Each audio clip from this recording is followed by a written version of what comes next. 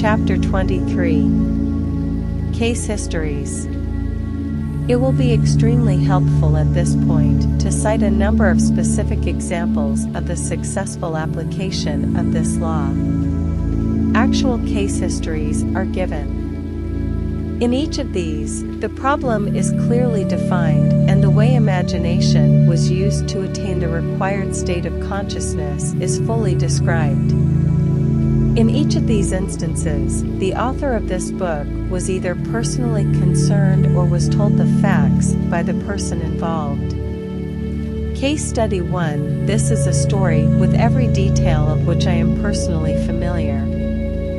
In the spring of 1943, a recently drafted soldier was stationed in a large army camp in Louisiana. He was intensely eager to get out of the army, but only in an entirely honorable way.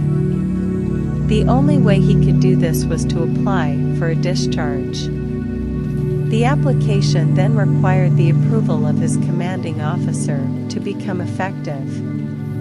Based on Army regulations, the decision of the commanding officer was final and could not be appealed.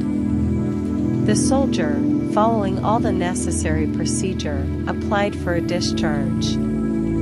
Within 4 hours this application was returned, marked disapproved. Convinced he could not appeal the decision to any higher authority, military or civilian, he turned within to his own consciousness, determined to rely on the law of assumption. The soldier realized that his consciousness was the only reality, that his particular state of consciousness determined the events he would encounter. That night, in the interval between getting into bed and falling asleep, he concentrated on consciously using the law of assumption. In imagination, he felt himself to be in his own apartment in New York City. He visualized his apartment, that is, in his mind's eye, he actually saw his own apartment, mentally picturing each one of the familiar rooms with all the furnishings vividly real.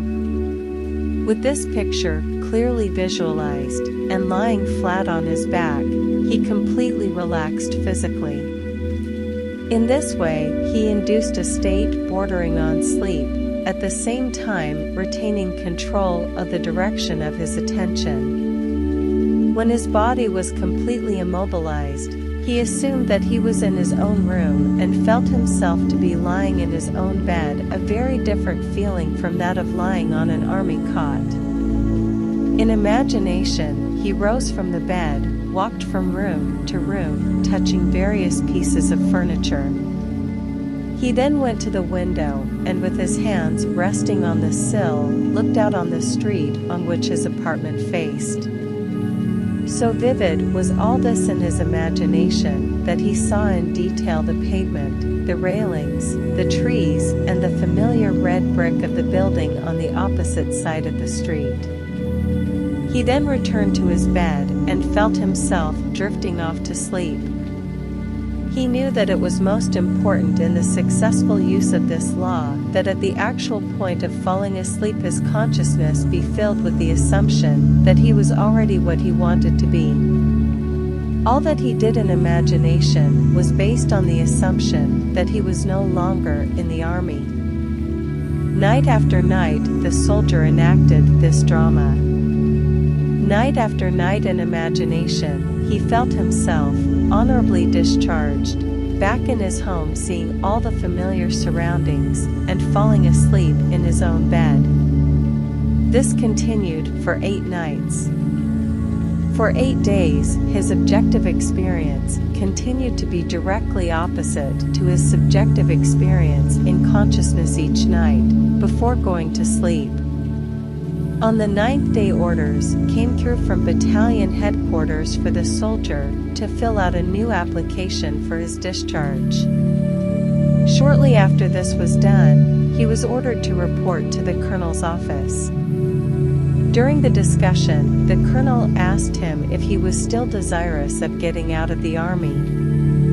Upon receiving an affirmative reply, The colonel said that he personally disagreed, and while he had strong objections to approving of the discharge, he had decided to overlook these objections and to approve it. Within a few hours the application was approved and the soldier, now a civilian, was on a train bound for home.